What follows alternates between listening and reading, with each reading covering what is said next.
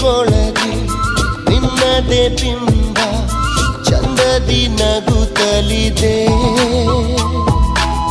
ಮುಟ್ಟಲು ಹೋದರೆ ನಾಚಿಕೆಯಲ್ಲಿ ಅಲೆಯಲಿ ಸರಿಯುತ್ತಿದೆ.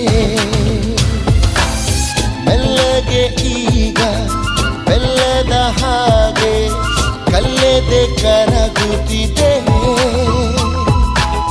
ಮುಳ್ಳಿನ ಮನದ ಮಂಟಪದಲ್ಲೂ ಮಲ್ಲಿಗೆ ಅರಳುತ್ತಿದೆ.